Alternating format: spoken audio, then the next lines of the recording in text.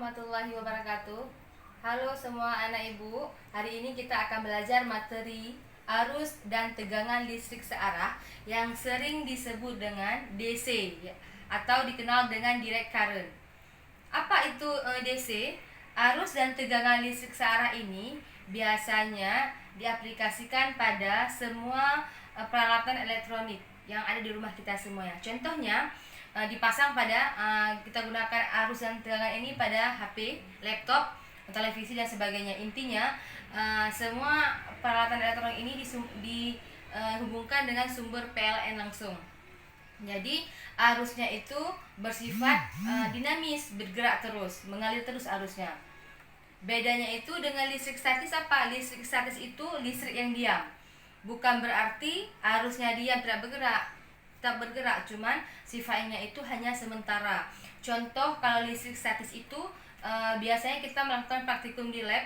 Misalnya kita mengukur arus pada rangkaian seri maupun rangkaian paralel, maka di situ ditetapkan adalah listrik statis yang hanya aliran arusnya hanya sementara, hanya pada rangkaian yang kita ukur saja. Itu maksud dengan listrik statis. Beda halnya dengan listrik dinamis atau yang dikatakan tadi di DC, itu bersumber dari PLN langsung tapi arusnya terus mengalir seperti yang kita gunakan HP. Kan lama-kelamaan kita bisa menggunakan HP tanpa kita bergantung pada sumber PLN. Udah penuh kita cas HP, maka kita bisa menggunakan seharian penuh. Itu maksudnya listrik dinamis. Oke, Ibu rasa paham ya aplikasi dalam kehidupan sehari. Next ya. Pada arus dan tegangan listrik searah ini, yang pertama kita akan bicarakan konsep yang pertama pada kuat arus listrik, yang kedua pada hukum Ohm, yang ketiga pada rangkaian hambatan, dan yang keempat pada hukum Kirchhoff. Yang pertama sekali, kuat arus listrik. Kuat arus listrik di sini pasti anak-anak ibu udah paham semuanya. Waktu di SMP aja udah pernah mengenal, yaitu I sama dengan Q per T. Di mana I itu kuat arus listrik, satuannya itu ampere. Yang kedua Q itu muatan listrik, satuannya coulomb. T itu waktu, satuannya second. Kalau kita rombak tiga besaran ini, kita memakai rumus segitiga. Bisa kita rombak. Kalau pertanyaannya itu bukan I tapi Q, berarti Q sama dengan I kali T. Begitu pula kalau T sama dengan Q per I. Kalau dia dari atas ke bawah, pembagian dari samping ke kanan, kiri kanan perkalian. Macam I sama dengan Q per T. Kalau Q sama dengan I kali T. Tinggal dirombak aja dari rumus segitiga. Begitu pula dengan hukum Ohm. Hukum Ohm juga tiga besaran di sini. I sama dengan V per R. Di mana V itu tegangan, satuannya volt. R itu hambatan, satuannya ohm. I tetap sama dengan kuat arus, yaitu ampere. Tetap kalau kita mau balik ketiga rumus ini, ada kalanya ditanya I, ada kalanya ditanyakan V atau R, maka kita bisa otak-atik rumus ini dengan persamaan segitiga, baik dia untuk kuat arus maupun hukum Ohm. Jelas ya? Kita ulang sekali lagi. Kalau kuat arus itu I sama dengan Q per T, dan hukum Ohm itu I sama dengan V per R. Tegangan persatuan hambatan. Maksudnya apa lagi kalau untuk mau mengetahui konsepnya? Jika arusnya ditingkatkan, maka hambatannya dikurangi karena I itu berbanding terbalik dengan R. Kalau I-nya sama dengan V, maka I itu sebanding dengan tegangan. Jika I itu sama-sama besar dengan tegangan, maka R-nya kecil. Kalau R-nya besar, maka I dan V-nya kecil. Intinya I itu berbanding terbalik dengan R. Sama halnya I sama dengan Q per T.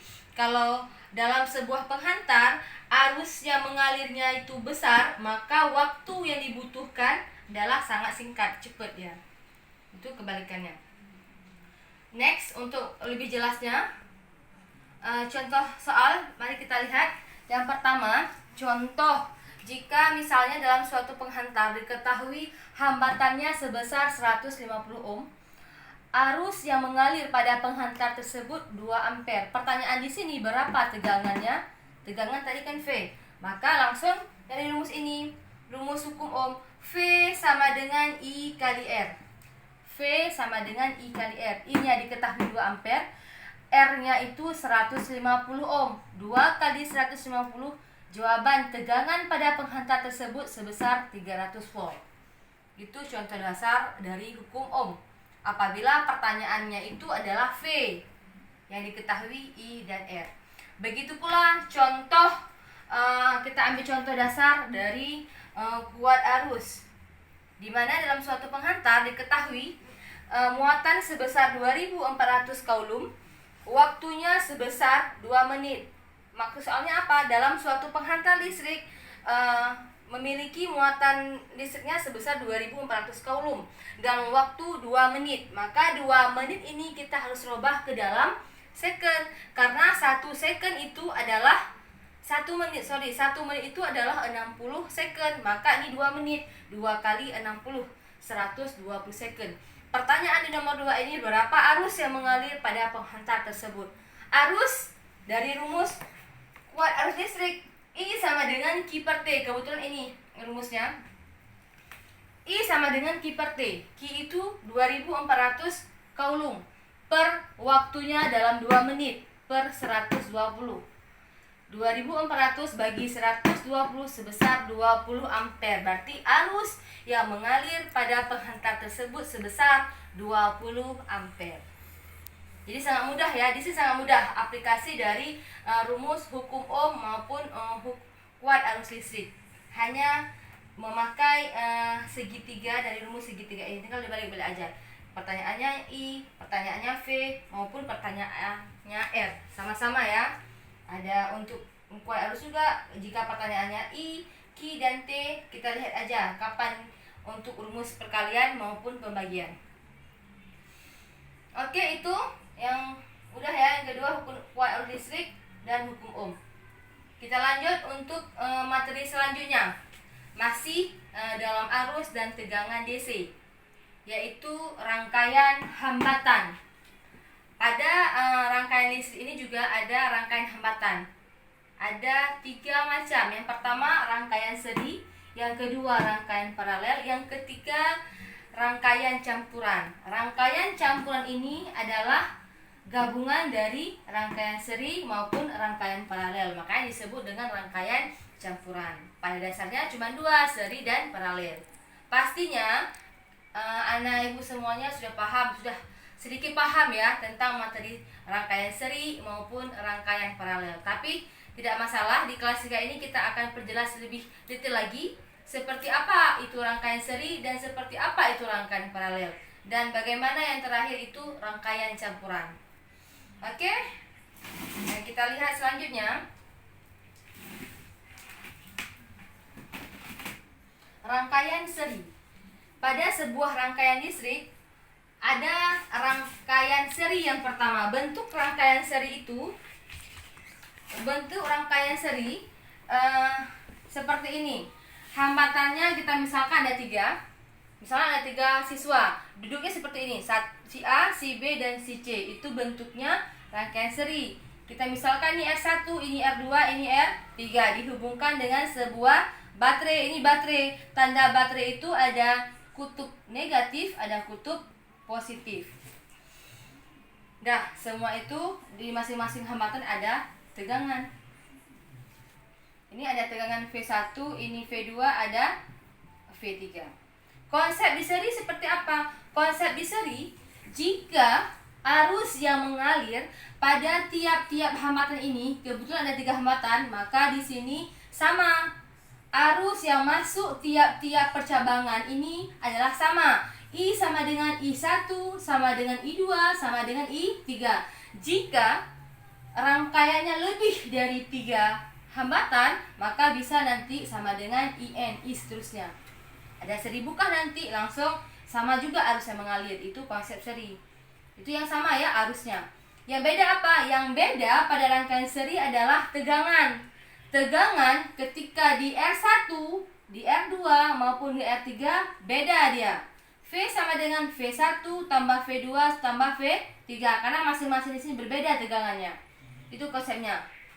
Sekali lagi ya, untuk seri, arus yang sama ketika masuk dalam sebuah percabangan sedangkan V berbeda. V itu adalah tegangan atau beda potensial. Sehingga rumus yang muncul pada rangkaian seri apa?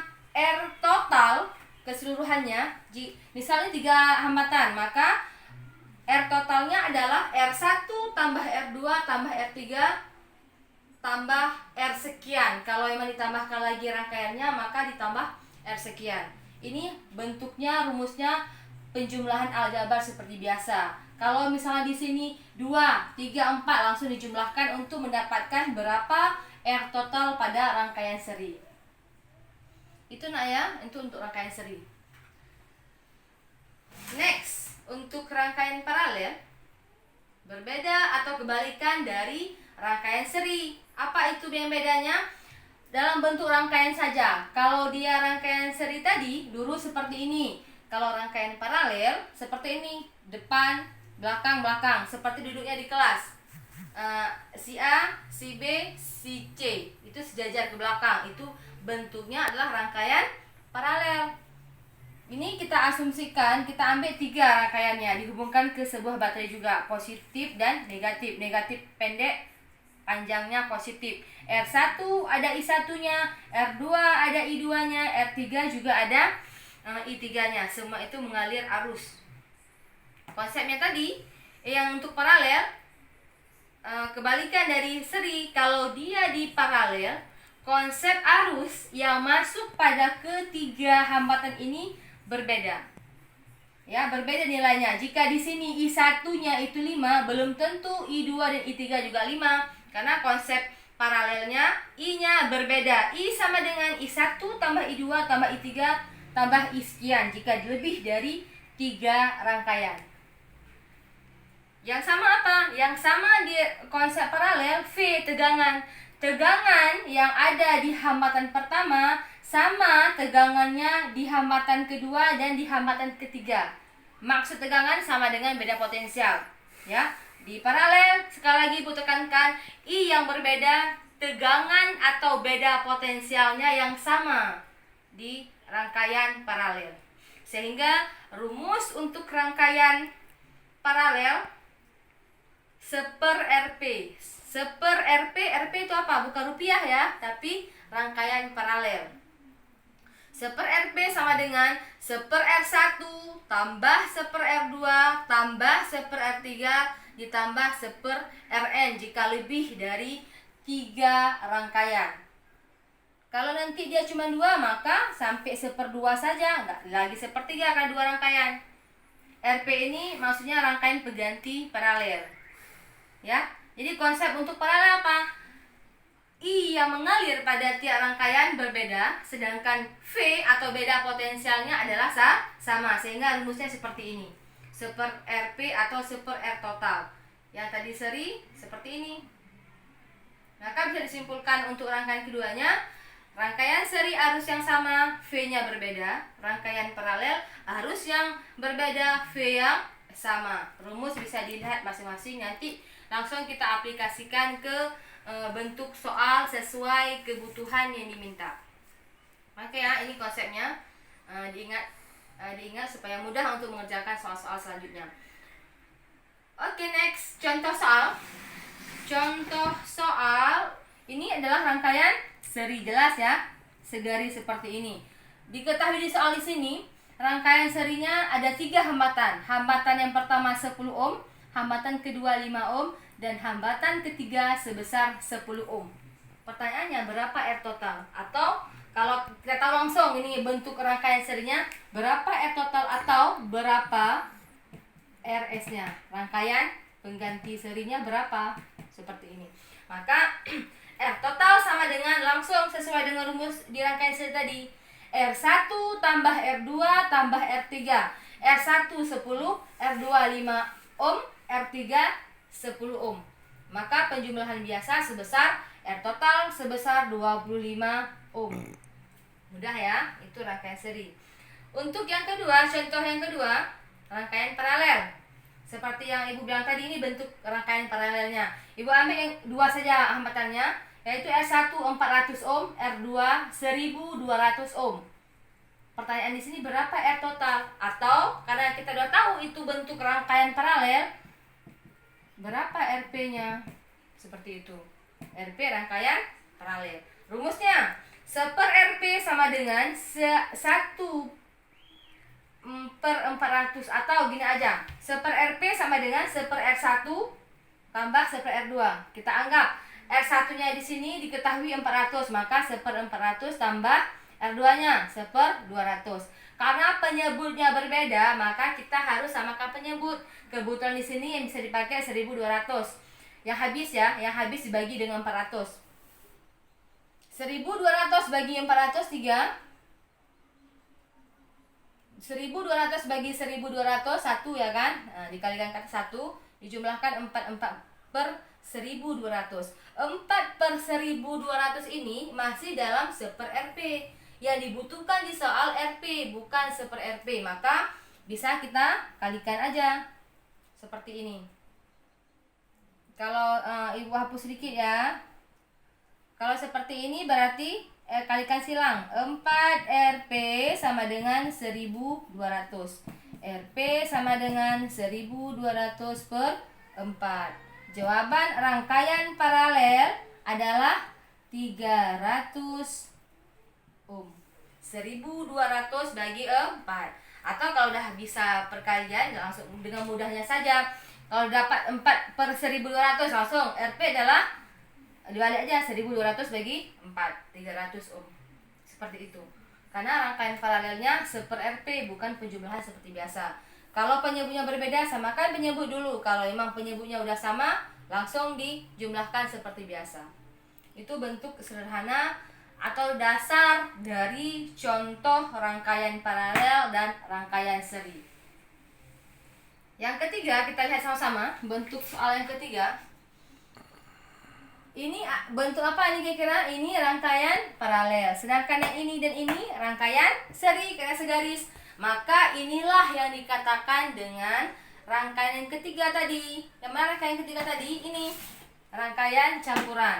Rangkaian campuran, rangkaian seri dicampur dengan rangkaian paralel.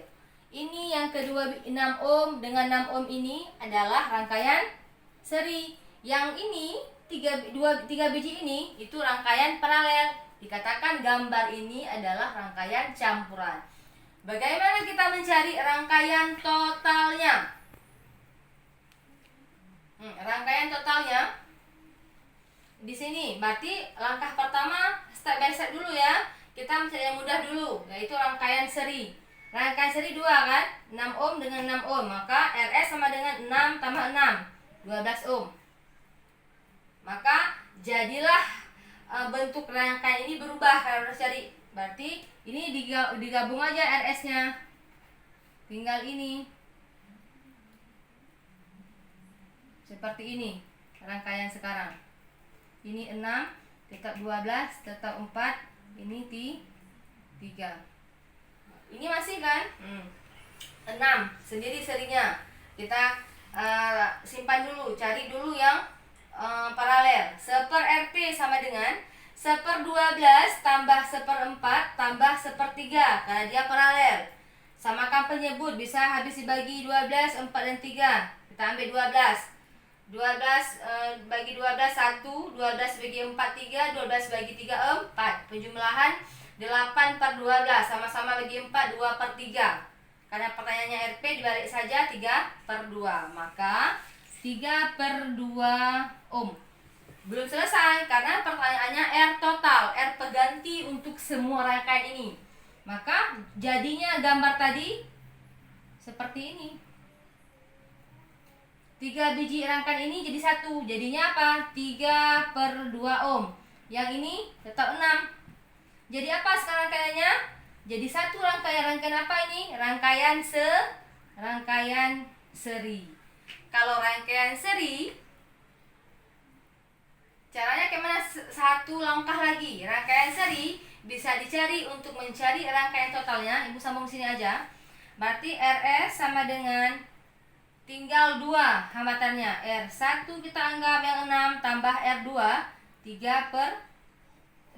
R2. Berarti 6 tambah 3/2. 2. Ini sebenarnya ada 1, samakan penyebut dulu karena kebetulan ada penyebut 2. 2 bagi 1 2, 2 kali 6 12 tambah 2 bagi 2 1, 1 kali 3 3. 12 tambah 3 berapa? 15 per 2. 15 bagi 2 bisa dikecilkan 7,5 ohm. Inilah hasil dari rangkaian total pada soal nomor 3. Sehingga gambarnya seperti apa? Gambar ini tinggal 1. Tinggal ini aja. Berarti R total sebesar 15 per 2 ohm. Selesai. Inilah bentuk cara penyelesaian untuk rangkaian campuran. Step by step dulu. Yaitu kita cari yang mudah, RS dulu. Habis itu dapat RS-nya tahan. Jadi dia berapa? 6 tambah 6 12 kan? Nah, ini 12 tadi. Sorry ya, 12 ohm. Sudah dapat RS-nya. Langkah kedua. Ini langkah pertama. Ini langkah kedua. RP kan, RP-nya dapat 3 per 2. Udah dapat RP, jadilah ini rangkaian keduanya. 12 ditambah dengan 3 per 2 ohm. Ya benar. Ya. Berarti di sini juga ikut kesilapan ya. Di sini 12 juga. 12 R1-nya. Berarti penyebutnya tetap 2. 2 kali 12 24. 24 tambah 3 27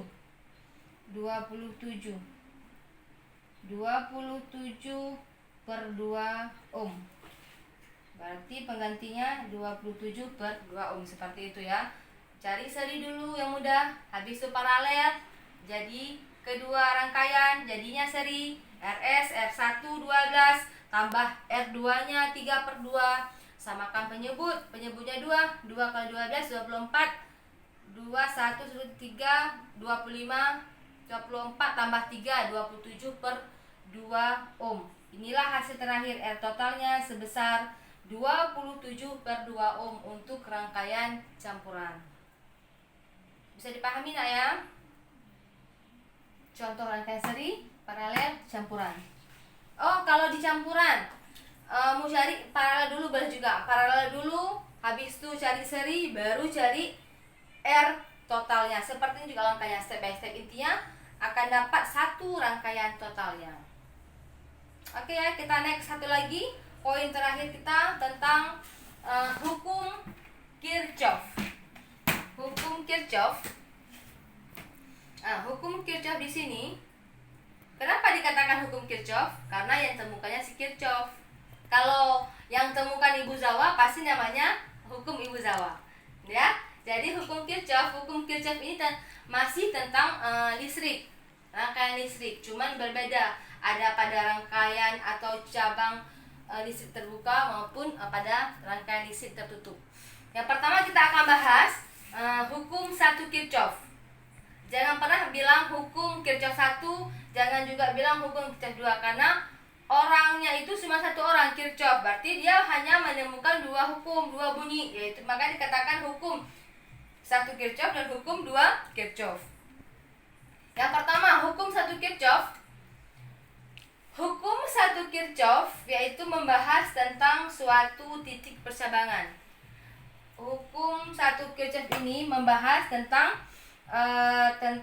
suatu titik percabangan yang terbuka. Coba lihat di sini.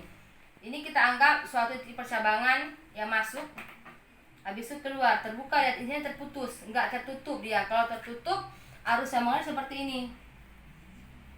Dia ke sini arusnya.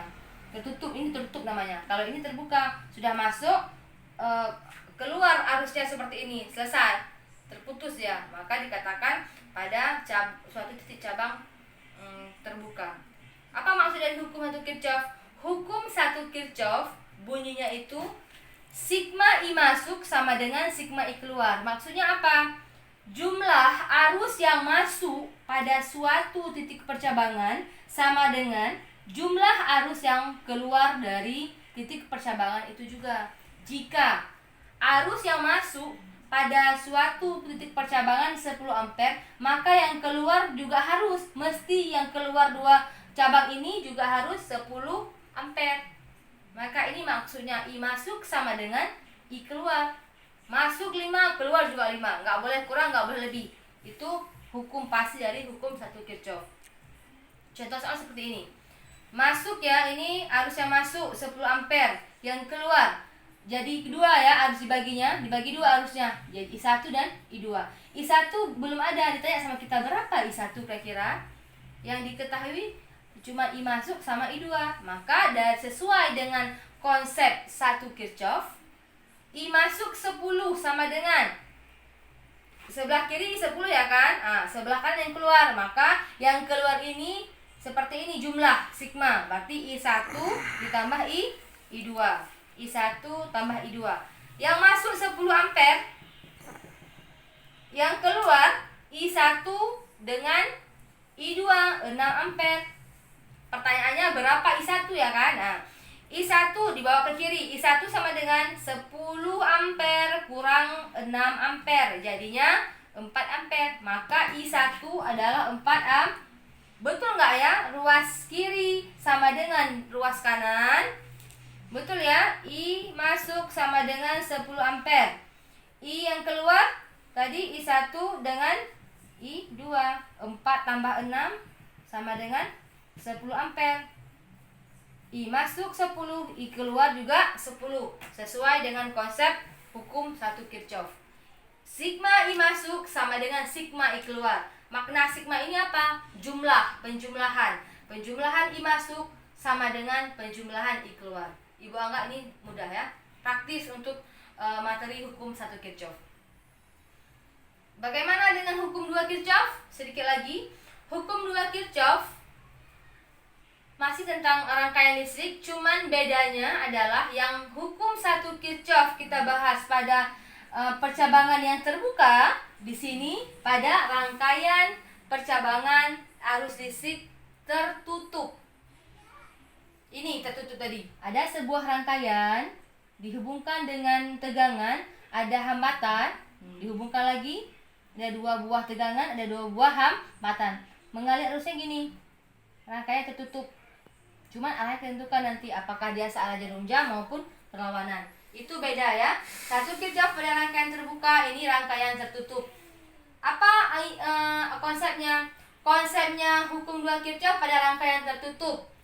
Bunyi dari hukum 2 Kirchhoff, jumlah aljabar GGL atau gaya gerak listrik ataupun GGL ini sama dengan tegangan V. Jumlah GGL atau tegangan pada rangkaian tertutup adalah sama dengan 0. I kali R. I kali R dari hukum Ohm. Apa itu I kali R? I kali R. Coba dilihat. I kali R.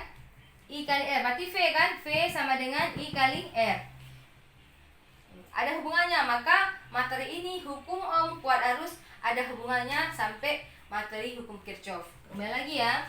Maka sigma GGL tambah sigma I kali R sama dengan 0. Kalau kita jabarkan lagi GGL berarti sama dengan V ya. Sigma V tambah sigma V juga. Cuma berapa biji C-nya? Kita lihat nanti. V-nya di sini bukan V tapi diuraikan. V itu I kali R. I kali R sama dengan 0. Ingat ya. I kali R itu adalah dasarnya dari hukum Ohm. I kali R V. Sigma GGL tambah sigma I kali R sama dengan 0. Jumlah aljabar GGL pada rangkaian tertutup sama dengan 0. Itu bunyi dari 2 Kirchhoff. Kalau 1 Kirchhoff ulang sekali lagi. Jumlah arus masuk sama dengan jumlah arus yang keluar. Hukum 2 Kirchhoff, jumlah GGL pada rangkaian tertutup sama dengan 0. Itu bunyinya. Diingat nak ya.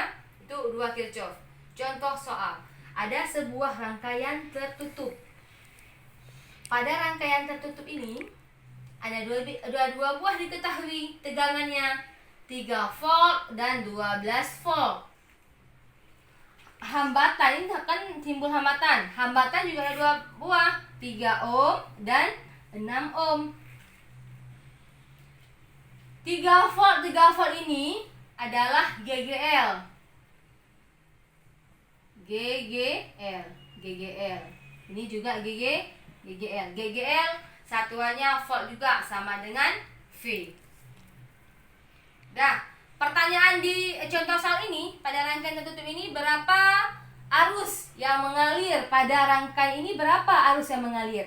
Enggak ditanyakan berapa I1, berapa I2, tidak. Karena kenapa? Karena rangkaiannya hanya satu. Maka pertanyaannya arus umum yang mengalir pada rangkaian ini berapa I-nya? Maka langsung saja pakai rumus ini. Sigma GGL tambah sigma I kali R sama dengan 0. Kenapa 0? Kenapa enggak 1? Kenapa enggak 2? Karena ini rangkaian tertutup. Sigma GGL tambah sigma I kali R sama dengan 0. Sigma GGL. Sigma itu penjumlahan. Ada berapa GGL di rangkaian ini? Ternyata 2. Ada 12, ada 3 volt. Ya. Kalau bentuk dari 2 Kirchhoff, langkah pertama kita harus tahu dulu. Ada berapa GGL-nya, ada berapa hambatannya.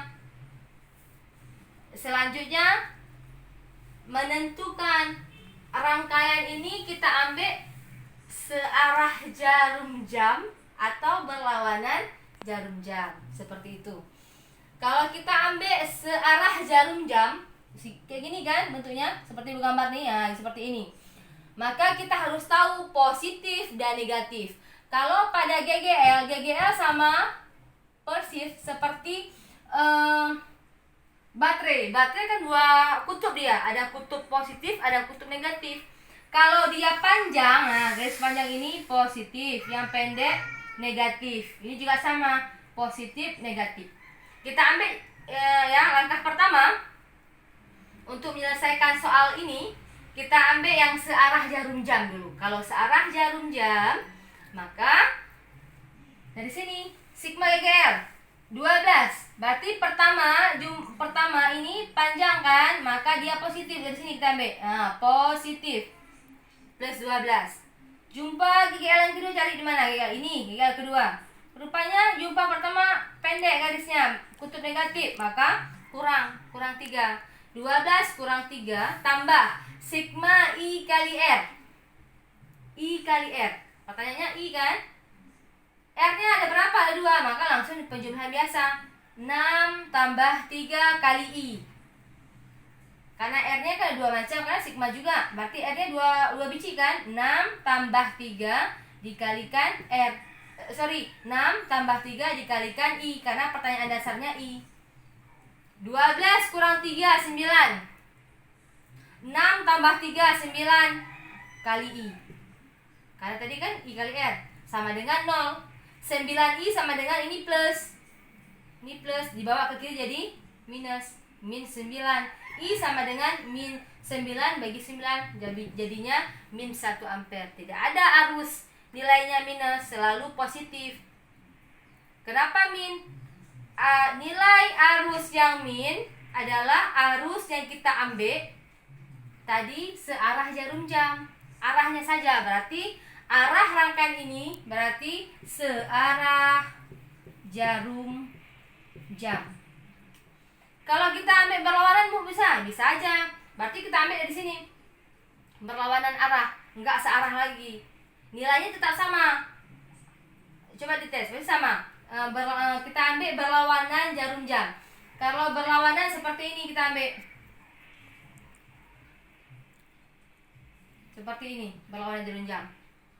Kalau kita ambil berlawanan, jumpa pertama berapa? Dari sini kita ambil. Dari pendek dulu, min 12. Tambah kan? Tambah 3. Tambah kalau hambatan sama juga. 6 tambah 3I, hambatan tidak mengaruh. Sama dengan 0. Min 12 tambah 3 adalah min 9 tambah 9I sama dengan 0. I sama dengan, di boxnya di plus kan, 9 bagi 9 1 ampere. Nilainya sama, nilainya tetap 1, cuman arahnya saja. Yang kedua, kalau kita ambil berlawanan jarum jam, nilai dari I-nya adalah plus 1 ampere. Plus 1 ampere Maksud plus adalah berlawanan arah jarum jam. Itu maksudnya. Dapat dipahami? Akan diulang sekali lagi tentang dua Kirchhoff. Ya, seperti ini nak. Jadi ingat hukum dua Kirchhoff ini pada rangkaian tertutup. Jadi rangkaian tertutup, yang langkah pertama searah jarum jam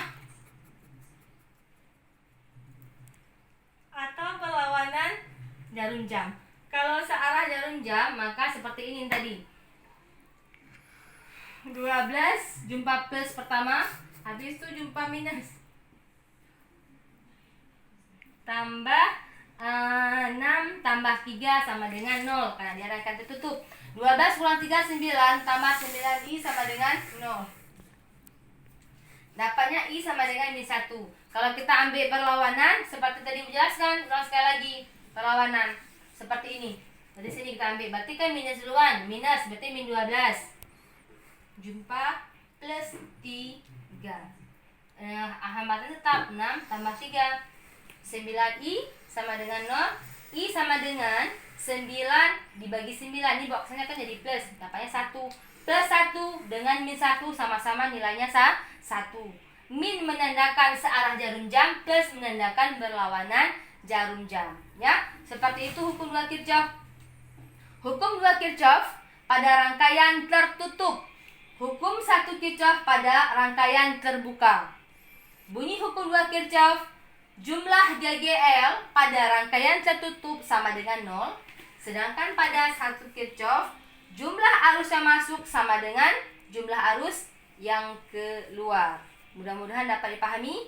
Untuk dua Kirchhoff ini juga nanti kita akan lanjutkan lagi lebih detail lagi. Mudah-mudahan anak ibu yang hari ini ibu jelaskan bisa dimengerti, kurang dan lebihnya mudah-mudahan dapat diresapi. Dari yang pertama tadi watt arus, hukum Ohm, rangkaian seri paralel, yang terakhir hukum Kirchhoff baik 1 maupun 2 Kirchhoff. Ini sudah detail ibu jelaskan sampai contoh soalnya, mudah-mudahan dapat dipahami.